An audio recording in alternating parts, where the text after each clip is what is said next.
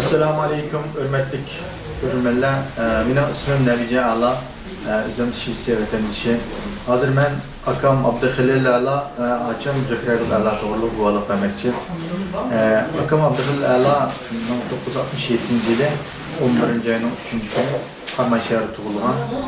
Hazır Ürümçi şehrdeki Öpü Doktorxanasının doktor olup işləvatqan idi. Ben 2018 yıldan başlap akamdan ceza lagerga kirib ketilgan xabarni aldım. Hazırgacha akam to'g'riliq hech qanday ma'lumot ega emas. Akam lagerdimi, sirtdimi yoki qaysi xil ahvolda tirikmi, o'likdimi xabarim yo'q. Adam Zökrerul Ala bo'lsa 1972 yili 11 ayning 13 kuni Qarmay shahrida tug'ilgan.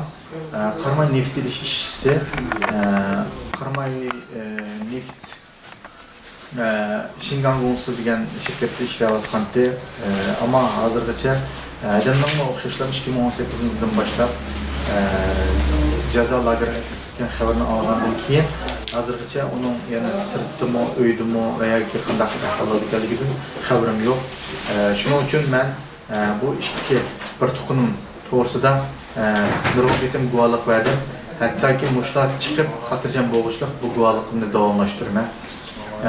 Şunun için ben bu dünya kişilik hukuk teşkilatları veya ki kişilik hukukunu yakalaydıgan devletlerden, halklardan şunu talep kılmayın ki şu bir tukallarım için bir avazın çıkışka, bir tukallarımın pat müddette ben bile alakalı işi ya ki bunların bir hatırcam ya ki olmasa bir yüzüne etkili çıkış için yardım kılışıga yordam qilishini umid qilaman.